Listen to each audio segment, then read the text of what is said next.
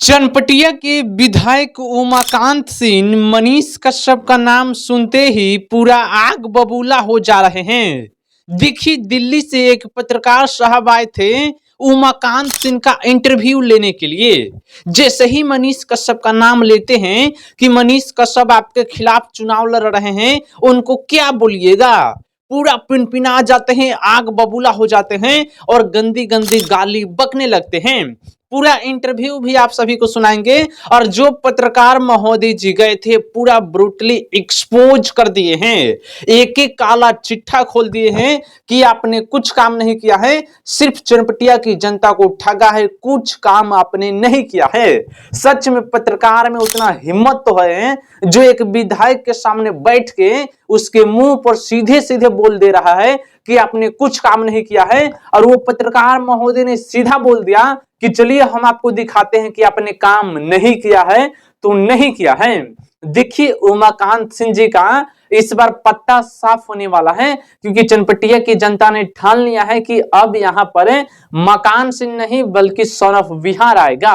और चनपटिया की हर एक जनता सिर्फ यही बोल रही है कि विधायक हो तो मनीष कश्यप के जैसा, बाकी किसी के भी जैसा नहीं।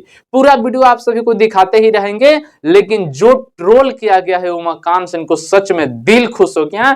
ऐसे ऐसे विधायक जी को तो ट्रोल करना ही चाहिए, जनता को आके ट्रोल करना चाहिए, एक्सपोज करना चाहिए कि इन्होंने कुछ काम नहीं किया है। सबसे पहले आप सभी लोग पूरा इंटरव्यू को सुनिए, देखिए, फिर आगे कुछ कुछ बातें आप सभी को बताएंगे जो आपको सुनना चाहिए। पहले सुनिए उमाकांत सिंह जी की बात को। मनीष कश्यप को कितना दिन से आप जानते हैं? मेरा सवाल आपसे, मनीष कितना दिन से जानते हैं आप? अभी आपसे सवाल पूछ रहा हूं। नहीं, कितना दिन से आप जानते हैं? मैं जानता हूँ, उनके पिताजी को जानता हूँ, उनके पिताजी को जानता हूँ। ठीक है, जब आपका नाम आया मकान सिंह का मकाम, तब हमारा दिमाग हो गया कि ओ हम तो बेकारी चैनल में चले आए।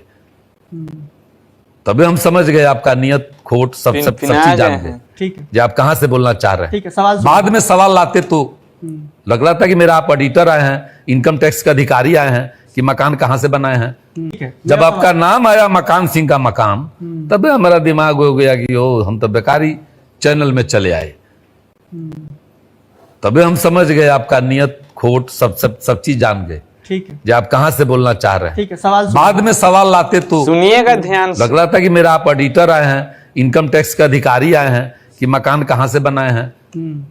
हम तो इनकम टैक्स में सब चीज दिए हैं, भरे हैं, सब चीज जानते हैं। ठीक है, एक एक चीज में तो जब सब कुछ भरे हैं तो फिर इतना गुस्सा क्यों? फिर गुस्सा कहाँ आता है? लेकिन शब्द जो आया वो शब्द एक ही आदमी बोलता है, दूसरा आदमी हमारे क्षेत्र की जनता नहीं बोलती है। सरकार में अभी बंद रहा है, बनते बनते हमें रोशनी पता है कहाँ पे दिखी उमाकांत जी? जब आपका मकान आया, जब आपका बंगला आया, और जिस रास्ते से दोस्त फुल इंटरव्यू यूट्यूब पर जाके देखिएगा, सर्च मारिए मनीष कश्यप इंटरव्यू ऑन उमाकांत सिंह, आ जाएगा, वीडियो को देखिएगा, मजा आ जाएगा। जो पत्रकार महोदय ब्रूटली एक्सपोज किए हैं, विधायक जी के मुंह पर बोल दिए हैं कि आपने कुछ काम नहीं किया है, सिर्फ लोगों को गुमराह करने का काम किया है। दिल्ली से पत्रकार जी आए थे, बिहार के जो यूट्यूबर है या पत्रकार है सब तो बिकिया गया है, कोई बीजेपी से बिका है, कोई आरजेडी से बिका है, और ये मत समझिएगा कि जन स्वराज से कोई नहीं बिका है। जितने भी सोशल मीडिया इन्फ्लुएंसर है, आपको लग रहा है कि फ्री में वो तारीफ कर रहे हैं, सबको रकम मिला है, क्यों नहीं मिलेगा?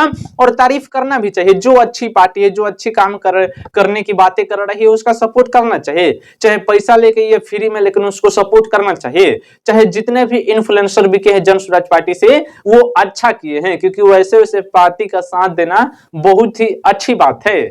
चलिए अब मेन मुद्दे पे आ जा रहे हैं। मनीष कश्यप का नाम सुनते ही कैसे बौखला गए?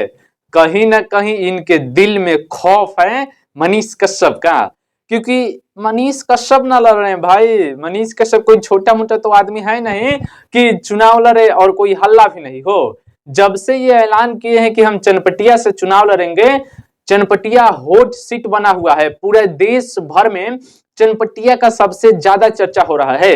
राघोपुर से तेजस्वी यादव चुनाव लड़ते हैं, राघोपुर का भी कोई चर्चा नहीं, लेकिन चनपटिया विधानसभा का चर्चा आज पूरे देश में हो रहा है।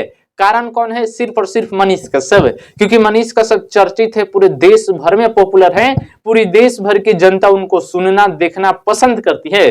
कारण यही है कि चनपटिया विधानसभा क्षेत्र सिर्फ मनीष जी की वजह से चर्चा में है।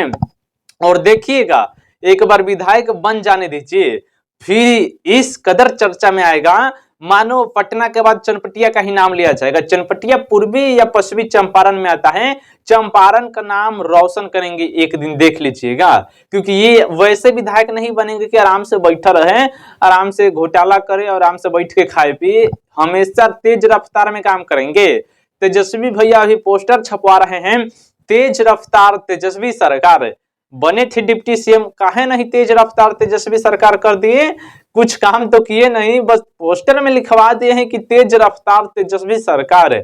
और बिहार में भी बीजेपी एनडीए की सरकार है, ये भी लोग अनेकों तरह के पोस्टर छपवा रहे हैं कि अरे बीजेपी से ज्यादा कोई काम किया है जी? बीजेपी हमारा ख्याल से कुछ काम किया नहीं है, लोगों को सिर्फ गुमराह किया है। और इस बार बिहार की जनता देख रही है, बहुत अच्छे से इन लोगों को सबक सिखाएगी। जन स्वराज पार्टी की इस बार बिहार में सरकार बन रही है, देख लीजिएगा। बिहार की जनता ठान चुकी है कि इस बार बिहार में बदलाव होके रहेगा। देखिए, 5 साल के लिए तो किसी को भी मौका देना चाहिए भाई।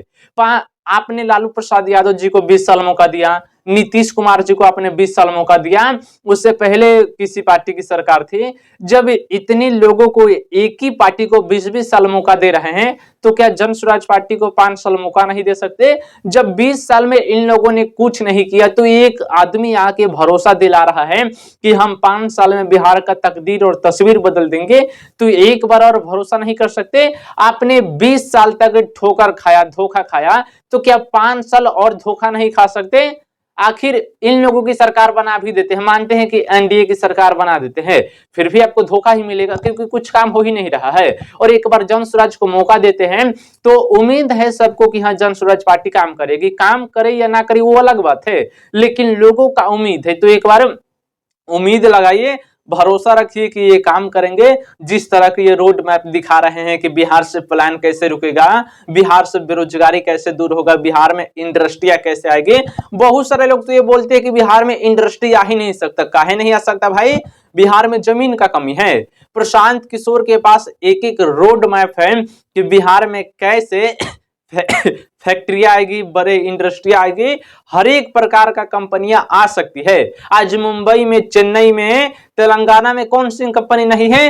अरे मुंबई में यूट्यूब इंडिया है। यूट्यूब का इतना बड़ा प्लेटफॉर्म, बड़ा बड़ा बिल्डिंग बनवा के उसमें कितने स्टाफ काम करते हैं। गूगल है, हर एक ऐप आज मुंबई महाराष्ट्र के अंदर बनता है, लेकिन बिहार के अंदर नहीं बनता है। कारण यही है कि यहाँ का नेता सही नहीं है। यहाँ पर सब कुछ हो सकता है, लेकिन नेताजी लोग करना नहीं चाहते हैं। तो एक बार मौका दीजिए 5 साल के लिए। 5 साल ना अगर काम करे तो फिर बदल दीजिएगा। कहाँ कोई बोल रहा है कि वो हमेशा बैठे रहेंगे? एक बार मौका दीजिए। सभी जाति, सभी धर्म, सभी चीज को बात कर रहे हैं। ये नहीं कि खाली हिंदू, ये नहीं कि खाली मुस्लिम कर रहे हैं, या ना अपनी जाति की बात कर रहे हैं। वो तो ये भी बोल रहे हैं कि अगर हमारे जाति वाले को लगता है तो हमें वोट मत दीजिए, हम जाति के नाम पर वोट नहीं लेना चाहते हैं। वो बात पूरा क्लियर बोल रहे हैं। जो लोग पढ़े लिखे समझदार युवा है वही लोग साथ देंगे, देख लीजिएगा। बाकी बूढ़ाट आदमी के तो कुछ समझे में ना आवेला कि हाँ केकरा वोट दी, केकरा वोट ना दे। जितने भी युवा भाई है, एक बार मौका दीजिए जन स्वराज पार्टी को। एक बार बदल के देखिए क्या हो रहा है। बिहार बदलता है या फिर नहीं बदलता है, वो तो 5 साल में दिख ही जाएगा।